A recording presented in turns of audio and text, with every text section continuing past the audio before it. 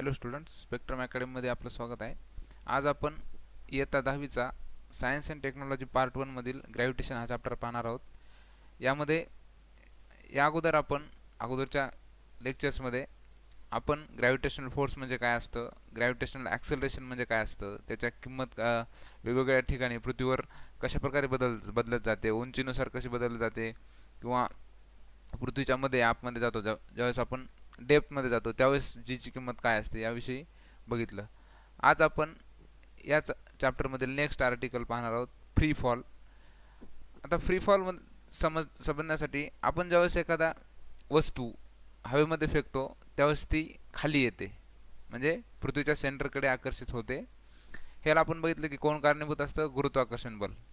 त्याचप्रमाणे जर आपण एखादी वस्तू, समजा फॉर एक्झाम्पल आपण आपल्या हातामध्ये एक दगड घेतला, तर त्यावेळेला काय होतं की दगड खाली का पडत नाही, कारण त्यावर तर गुरुत्वाकर्षण बल लागत असतं, पण जो खाली न येण्याचं कारण काय असतं की आपण सुद्धा त्या दगडावर काय करत असतो, फोर्स एक्सपिरियन्स करत असतो. म्हणजे जर इथं आपण बघितलं, the force of gravity due to which the earth attracts each and every object, म्हणजे जे पृथ्वी प्रत्येक वस्तूला त्याच्या केंद्रकाकडे आकर्षित करते त्याचा कारणीभूत कोण असतं, it is a force of gravity. Then when we were holding the stone in our hand, ज्यावेळेस आपण एखादा दगड आपल्या हातात घेतो किंवा एखादी वस्तू आपण आपल्या हातामध्ये पकडतो, the stone was experiencing this force, म्हणजे स्टोन काय करतो, तो गुरुत्वाकर्षण बल म्हणजे त्याच्यावर लागलेलं असतं. But it was balanced by the force that वर applying on it in the opposite direction. म्हणजे समजा हा एक दगड आहे, तर यावर आता जो डाऊनवर्ड जो डायरेक्शन आहे तो फोर्स ऑफ ग्रॅव्हिटी आहे. आपण बघू शकतो this is the force of gravity. आणि हा आपल्या हातात आहे, तो खाली का येत नाही, कारण इथून आपण काय केलंय, आपण जो फोर्स लावलेला आहे, आपण मस्क्युलर फोर्स जो लावलेला आहे तो काय अपवर्ड आहे. ह्या दोघांना काय होतं, बॅलन्स केल्यामुळे तो जो दगड आहे किंवा तो जी वस्तू आहे ती आपल्या हातामध्ये राहते. म्हणजे प्रत्येक वस्तूवर गुरुत्वाकर्षण बल प्रविष्ट होत असतं. As a result the stone remain at rest, म्हणजे आपण जो फोर्स लावलाय आणि ग्रॅव्हिटेशन फोर्स दोन्ही बॅलन्स झाल्यामुळे स्टोन काय असतो, रेस्टमध्ये असतो. Once we release the stone from our hand the only force that act on it is the gravitational force. आता ज्यावेळेस आपण हा दगड आपल्या हातातून, म्हणजे हा जो खालचा फोर्स आहे डाऊन जे अपवर्ड गेलेला, हा जर आपण काढून घेतला, म्हणजे आपण आपल्या हातातून हा जी वस्तू आहे ती जर आपण सोडून दिली, तर त्यावेळेस जो काही फोर्स त्याच्यावर लागेल, जो काही फोर्स खाली येणार आहे तो फक्त ग्रॅव्हिटेशनल फोर्स असेल. म्हणजे त्या वस्तूवर जे काही फोर्स असतील तो कोणते असतील, फक्त गुरुत्वाकर्षण बल असेल त्याच्यामध्ये. So the only force that acts on it is the gravitational force of the earth and the stone falls down under its influence. म्हणजे फक्त गुरुत्वाकर्षण बलामुळे ती वस्तू काय होईल, पृथ्वीकडे आकर्षित केली जाईल. The released stone is in the free fall. तर अशा प्रकारच्या वस्तूला ज्यावेळेस फक्त आणि फक्त त्या वस्तूवर ग्रॅव्हिटेशनल फोर्सच लागलेला असतो, अशा कंडिशनमध्ये आपण त्या वस्तूला, म्हणजे ती वस्तू फ्री फॉलमध्ये असं म्हणत असतो. So this is the definition. Whenever an object moves under the influence of force of gravity alone, म्हणजे फक्त गुरुत्वाकर्षण बलाच्या प्रभावाखालीच ती वस्तू खाली येत असेल तर आपण त्या वस्तूला काय म्हणत असतो, ती वस्तू मुक्त पतन करत आहे. So whenever an object moves under the influence of the force of gravity alone, it is said to be freely falling. In free fall, the initial velocity of object is 0. आपण पाहिलं की या ठिकाणी ज्यावेळेस आपण एखादी वस्तू हातामध्ये घेतली, एखादा दगड हातामध्ये घेतला होता, ठीक आहे, तर या ठिकाणी तो इनिशियल कंडिशनला, म्हणजे रेस्टमध्ये त्याची इनिशियल कंडिशन काय होती, वेलोसिटी 0 होती. नंतर आपण ज्यावेळेस तिला खाली सोडलं त्यावेळेस त्याची काय होईल, जी वेलोसिटी आहे ती काय होईल, इन्क्रीज होईल. कारण काय, due to acceleration due to gravity, and it goes on increasing. During the free fall, the frictional force due to air opposes the motion of object and the buoyant force also acts on the object. आता ही जी वस्तू आहे या वस्तूवर आपण जरी म्हटलं की फक्त ग्रॅव्हिटेशनल फोर्स खाली येताना लागत असतो, पण त्यामध्ये जर आपण कन्सिडर केलं तर जो आहे एअर रेजिस्टन्स, म्हणजे ही जे air opposes the motion of the object, खाली येताना जे हवा असते ती पण काय करते, ह्या वस्तूला अपोज करते. आणि दुसरा जो आहे तो बायोंट फोर्स, याला आपण म्हणतो बायोंट फोर्स. हे जे दोन फोर्सेस आहेत ते सुद्धा त्या वस्तूवर काय असतात, प्रविष्ट केलेले असतात. म्हणजे जर आपण आयडियली बघितलं तर आयडियली बघितल्यानंतर या वस्तूवर तीन प्रकारचे म्हणजे फोर्स आहेत. या ठिकाणी ग्रॅव्हिटेशनल फोर्स आहे, एअर रेजिस्टन्स आहे आणि बायोंट फोर्स पण आहे. पण या ठिकाणी ज्यावेळेस आपण, म्हणजे ही वस्तू फ्री फॉलमध्ये आहे का, नाही, पण हे जे आहे आपण एअर रेजिस्टन्स आणि बायोंट फोर्स नेग्लेक्ट करू शकतो.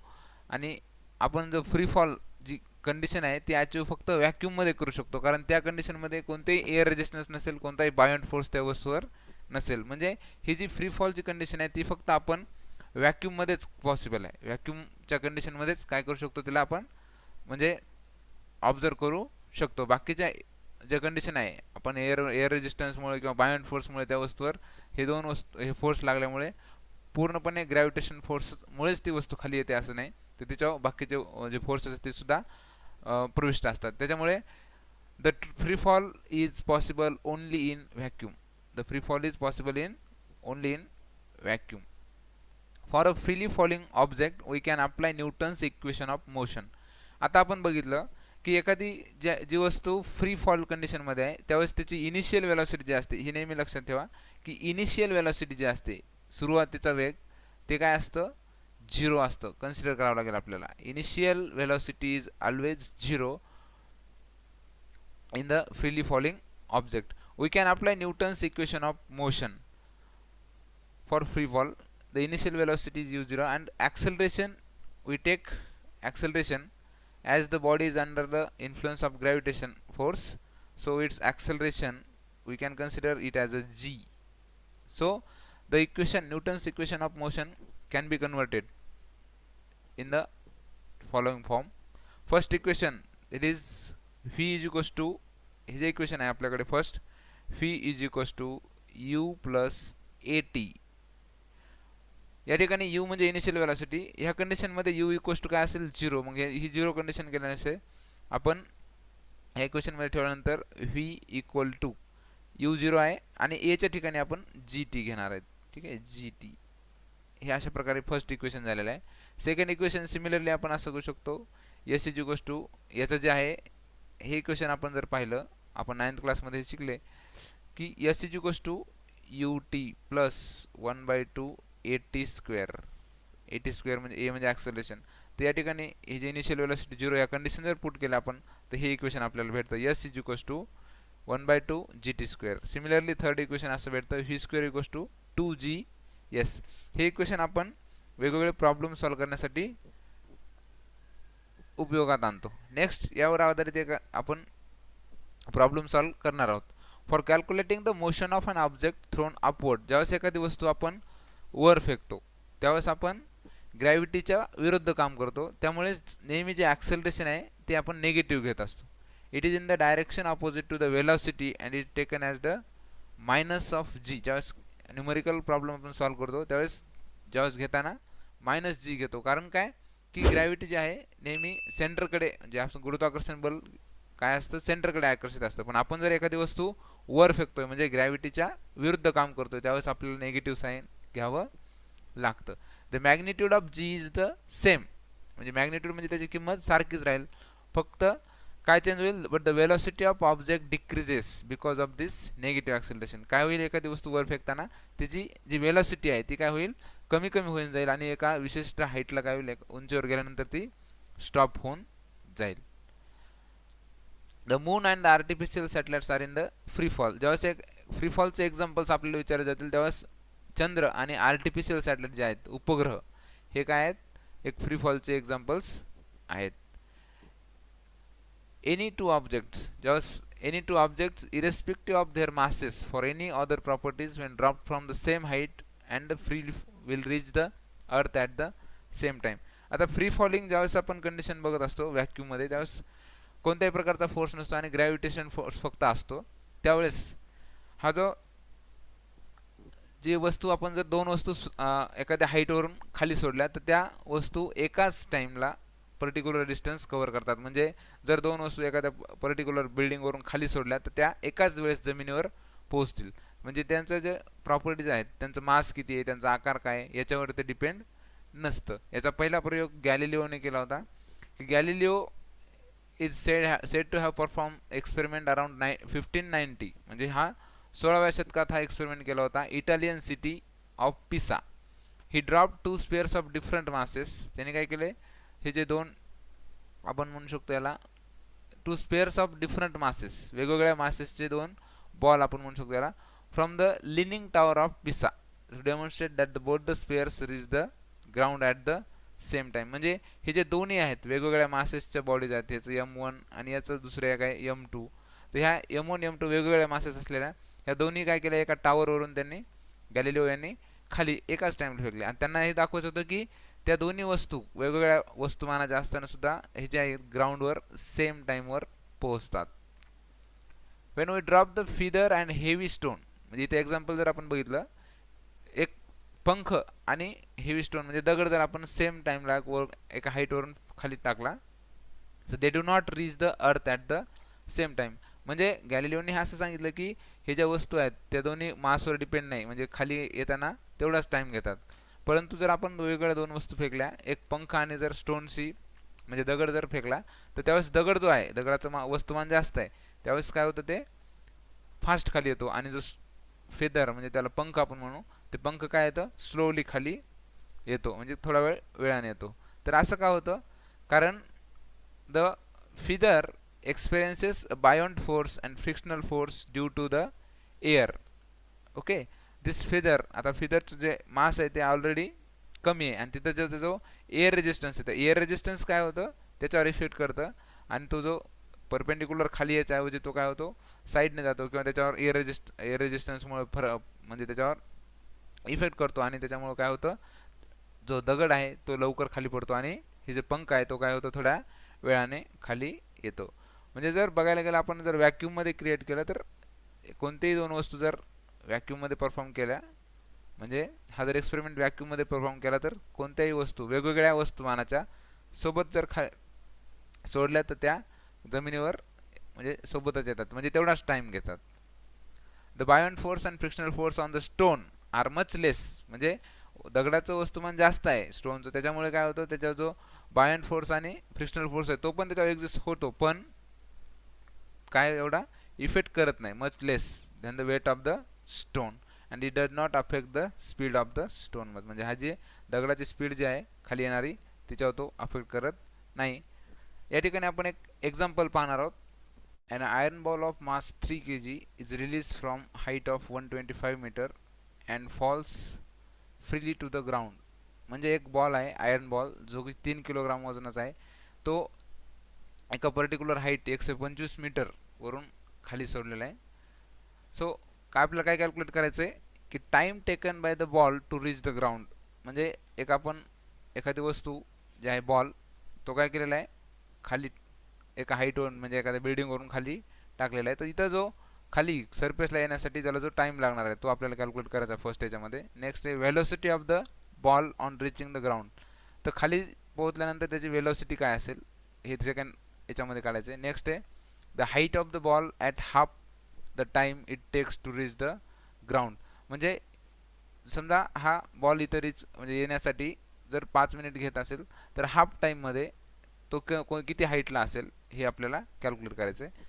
तर अशा क्वेश्चनमध्ये ज्यावेळेस आपल्याला गिवन डाटा सोल्युशन काढायचं असतं त्यावेळेस पहिल्यांदा गिवन डाटा द्यायचा आहे. तर गिवन डाटा काय दिलेला आहे, मास दिलेलं आहे, त्या बॉलचं मास दिलेलं आहे आपल्याकडे, it is the 3 kg, mass is 3 kg. So distance travelled bye the ball, आता हाईट किती आहे त्याची 125 मीटर म्हणजे 125 मीटर हाईटवरून खाली टाकलेलं आहे.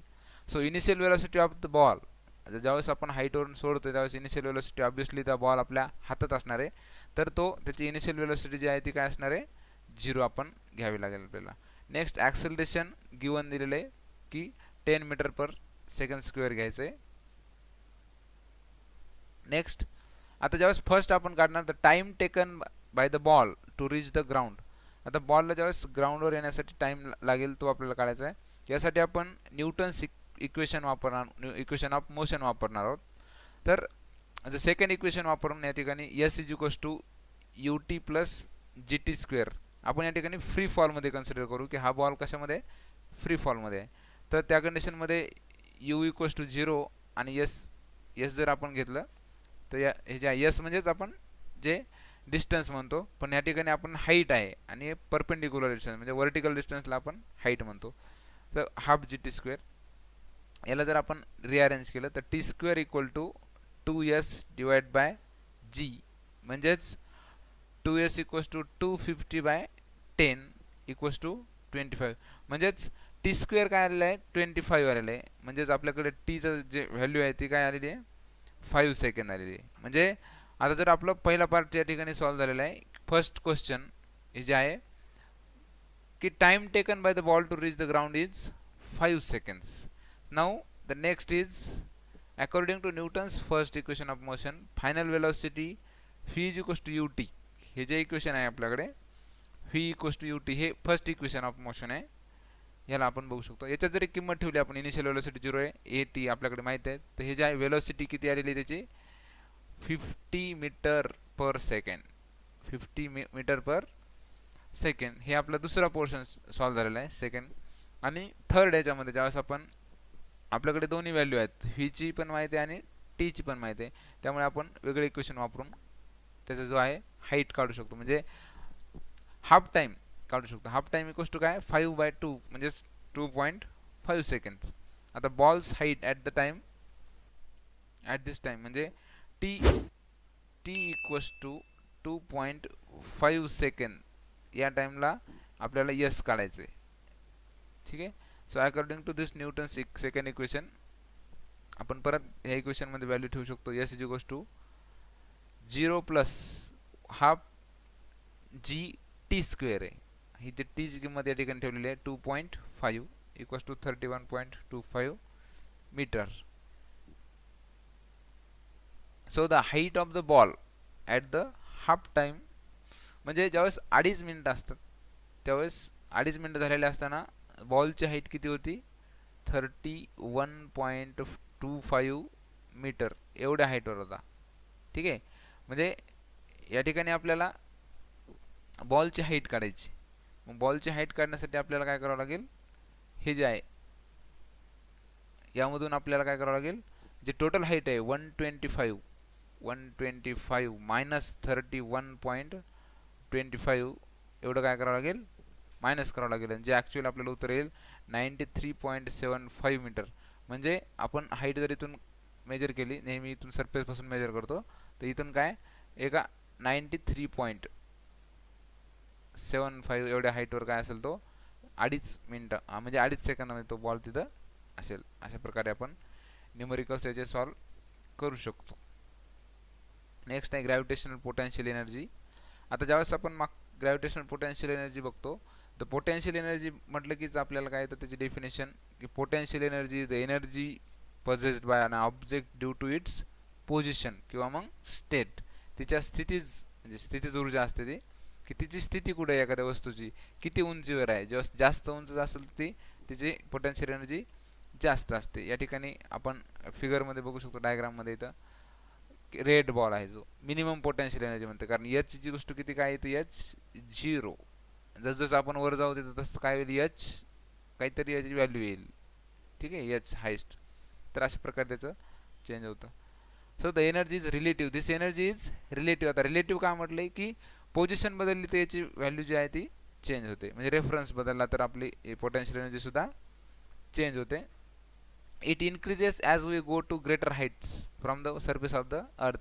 म्हणजे जसं आपण पृथ्वीच्या सरफेसपासून पृष्ठभागापासून वर जाऊ तसं जी पोटेन्शियल एनर्जी आहे ती काय होते वाढत जाते. याच्यासाठी जर आपण एक फॉर्म्युला वापरत असतो की जर एखादी वस्तू ही जी आहे for example this is the ball okay of mass m जर याचं मास यम असेल आणि हा हाईट एच वर असेल तर याची जी पोटेन्शियल एनर्जी आहे ती किती असेल ह्या हाईटला ती किती दिलेली असते एम जी एच ह्या फॉर्म्युलाने दिलेली असते. This is given by M G H. हे आपण 9th क्लासमध्ये पण बघितलं. So potential energy on the ground it is 0. हे नेहमी लक्षात ठेवा की पोटेन्शियल एनर्जी ग्राउंडवर किती असते 0 का कारण त्या केसमध्ये ज्यावेळेस एच असतं हे एच काय होतं h equal to 0 होतं in this case. So therefore potential energy is 0 at surface. When h is small compared to the radius of the earth, we can assume g to be constant. आता आपण बघितलं की g ची किंमत जी आहे जसजसं आपण पृथ्वीच्या सरफेस पासून दूर दूर जाऊ तसं g ची किंमत काय होते डिक्रीज होत जाते. पण जर as compare to radius of earth, ठीक आहे, रेडियस ऑफ अर्थच्या कंपॅरिझनमध्ये जर h खूप जर स्मॉल असेल, ठीक आहे, व्हेरी व्हेरी स्मॉल असेल, तर आपण हे काय करू शकतो कॉन्स्टंट घेतो. जी ची किंमत काय घेतो तो सरफेसवर कॉन्स्टंट घेतो, ठीक आहे, कॉन्स्टंट. तर त्यावेळेस आपण पोटेन्शियल एनर्जी mgh कन्सिडर करतो.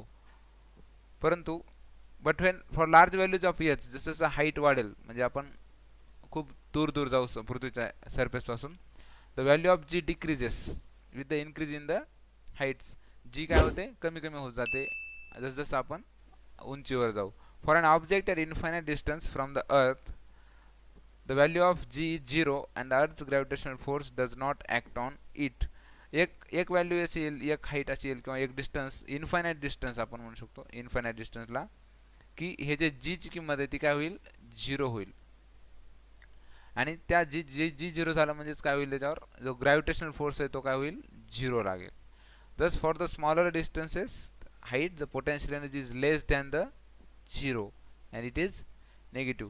म्हणजे स्मॉलर डिस्टन्सेस, आता इन्फिनिटी जवळ डिस्टन्स असेल, इन्फिनिटी डिस्टन्सला जी पोटेन्शियल एनर्जी ती काय होते 0 होते. आणि स्मॉलर डिस्टन्सला ती काय potential energy is less than 0. आता लेस दॅन 0 म्हणजे काय होईल आपण जेव्हा नंबर लाईनवर बघतो लेस दॅन 0 म्हणजे it must be negative, it must be negative. So we take this potential energy, value of potential energy, as a negative.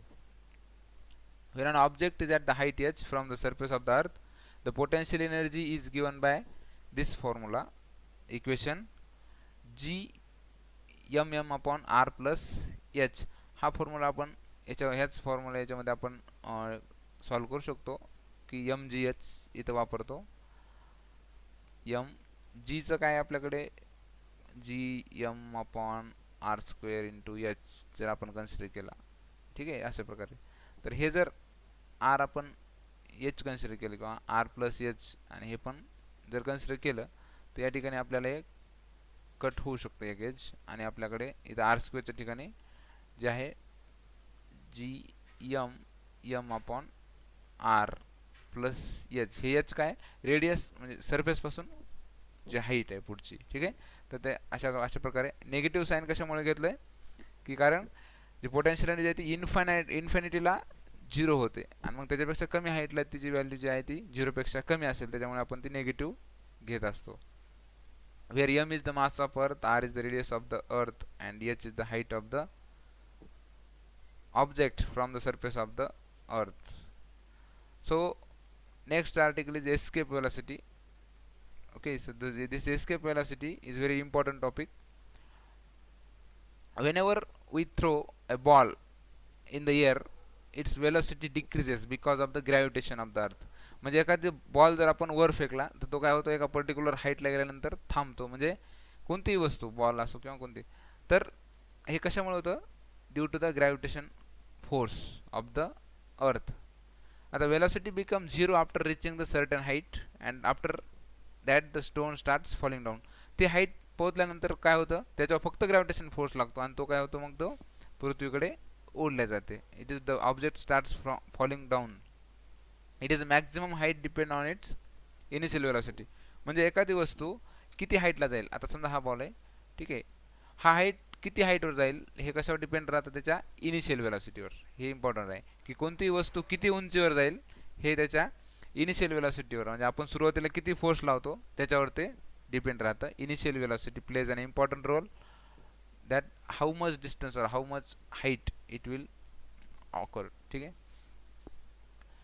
According to Newton's third equation of motion, it is V square equals to U square plus 2s. Using this, आता final velocity या कंडिशनमध्ये final velocity काय होते 0 होते.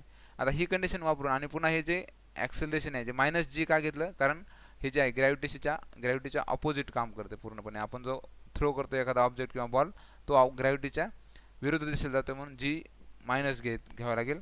So next using this equation we get the maximum height of the ball s, that is minus of u square by 2g. हे equation आपण वापरू शकतो. म्हणजे जर ही जी मॅक्झिमम हाईट आहे s, मॅक्झिमम हाईट ती कशावर डिपेंड आहे, u स्क्वेअरवर. u म्हणजे काय, इनिशियल वेलोसिटी. ठीक आहे, तर या ठिकाणी 2g हे जे आहे ते काय कॉन्स्टंट आहे. u स्क्वेअर इनिशियल वेलोसिटी हे याच्यामध्ये आपण चेंज करू शकतो. So the higher the initial velocity, म्हणजे जेवढी जास्त इनिशियल वेलोसिटी आपण सुरुवातीला देऊ तेवढा जास्त डिस्टन्स काय होईल, जेवढ्या जास्त हाईटवर काय होईल, हा बॉल जाईल.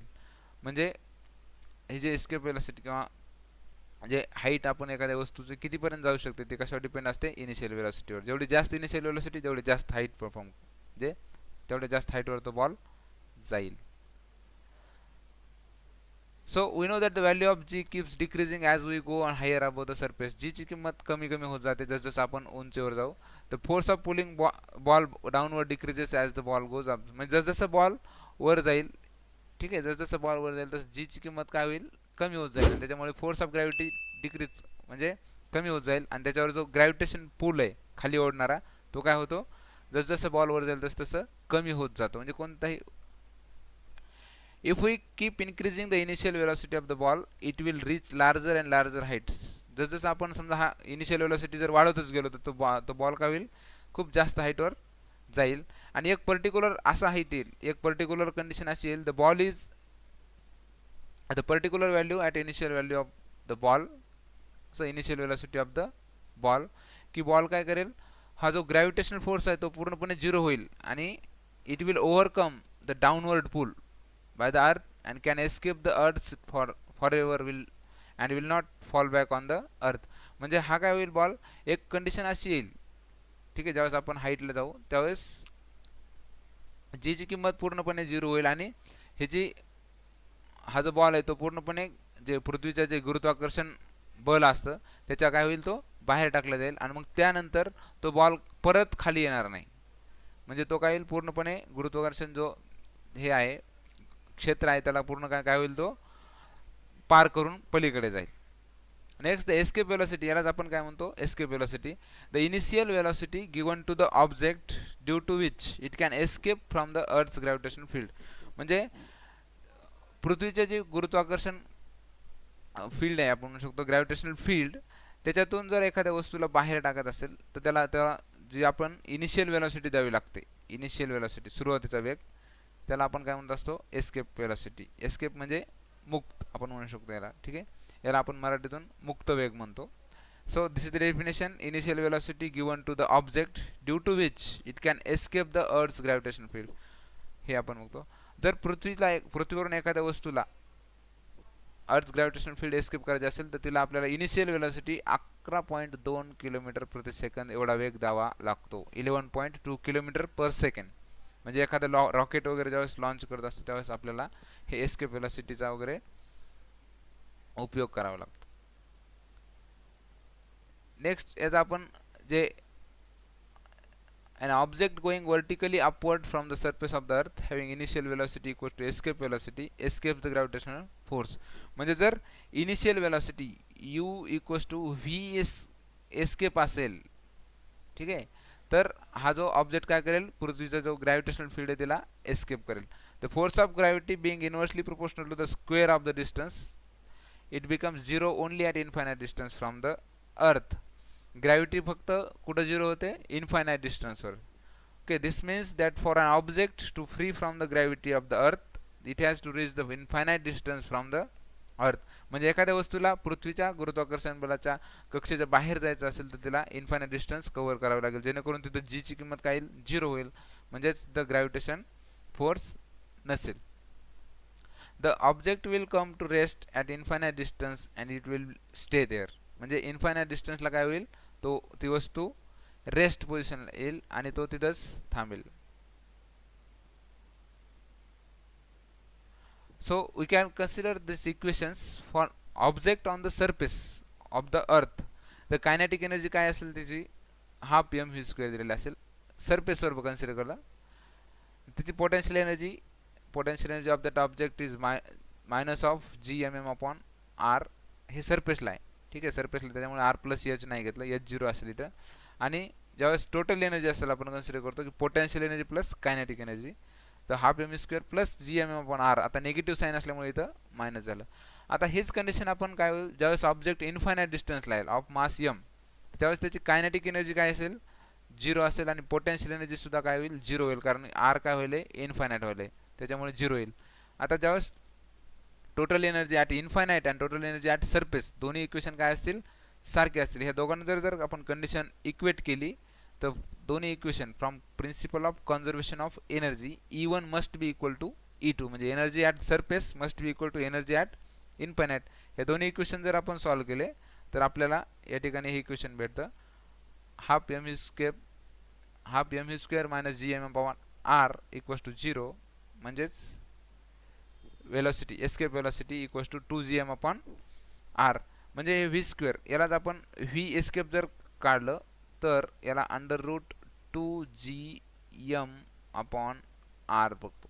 ठीक आहे, तर एस्केप वेलोसिटी कोणकोणत्या फॅक्टरवर डिपेंड इथून आपण बघू शकतो, ग्रॅव्हिटेशनल कॉन्स्टंट, मास ऑफ अर्थ आणि रेडियस ऑफ अर्थ. म्हणजे एस्केप वेलोसिटी एखाद्या प्लॅनेटसाठी काय असेल, कॉन्स्टंट असेल. एखाद्या प्लॅनेटसाठी एस्केप वेलोसिटी काय असेल, नेहमी कॉन्स्टंट असेल.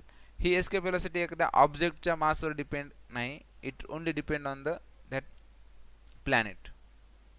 Next here on example. So what is calculate the escape velocity on the surface of moon. आता इथं अर्थचं बघितलं तर आपण एस्केप वेलोसिटी 11.2 किलोमीटर पर सेकंड आहे. आता मूनवर ज्यावेळेस आपण ही एस्केप वेलोसिटी काढू तर तिथं किती येईल, that mass and radius of the moon can to be 7.34 into 10^22 kilogram and 1.74 into 10^6 meter respectively. म्हणजे इथं आपल्याला मास आणि रेडियस दिलेलं आहे मूनचा. आपल्याला काय करायचं आहे, एस्केप वेलोसिटी काढायची सरफेस ऑफ मूनवर. म्हणजे एखाद्या वस्तू चंद्रावरून जर फेकली तर तिला तिच्या चंद्राच्या गुरुत्वाकर्षण जे फील्ड आहे त्याच्या बाहेर येण्यासाठी किती वेलोसिटीनं आपल्याला तो जे ऑब्जेक्ट आहे तो थ्रो करावा लागेल. So given data G equals to जे आहे 6.67 10^-11, मास ऑफ मून दिलेला आहे 7.34 आणि रेडियस ऑफ द मून तो पण दिलेला आहे 1.74 into 10^6 मीटर. हे जर आपण एस्केप वेलोसिटीच्या इक्वेशनमध्ये ठेवलं, ठीक आहे, 2gm अपॉन आर, तर हे इक्वेशन याला सॉल्व्ह केल्यानंतर आपण 2 into 6.67 into 10^-11 मल्टिप्लाइड बाय, इथं मल्टिप्लायर आहे, 7.34 into 10^22 divide by 1.74. Escape velocity किती आली, 2.37 किलोमीटर पर सेकंड. म्हणजे चंद्रावरून जर एखाद्या वस्तूला त्या चंद्राच्या गुरुत्वाकर्षण फील्डच्या बाहेर जर टाकायचं असेल तर तिला आपल्याला इनिशियल वेलोसिटी किती द्यावं लागेल, 2.37 किलोमीटर्स पर सेकंड. अशा प्रकारे आपण पृथ्वीवरती जर बघितलं, पृथ्वीवर किती होती, 11.2 किलोमीटर पर सेकंड, आणि ते चंद्रावर किती झालं, 2.37. म्हणजे ही जी एस्केप वेलोसिटी आहे ती प्लॅनेट टू प्लॅनेट काय होते, चेंज होत जाते. म्हणजे तो कोणती एस्केप वेलोसिटी ऑब्जेक्टच्या प्रॉपर्टीजवर डिपेंड नाही. अशा प्रकारे आपण आजच्या लेक्चरमध्ये free fall, gravitational potential energy आणि एस्केप वेलोसिटी याविषयी पाहिलं. इथे आपला हा चॅप्टर संपतो. यापुढील जी एक्सरसाइज आहे त्यासाठी आपण स्पेशल एक व्हिडिओ लेक्चर तयार केलेला आहे, ते आपण नेक्स्ट लेक्चरमध्ये पाहणार आहोत. थँक्यू.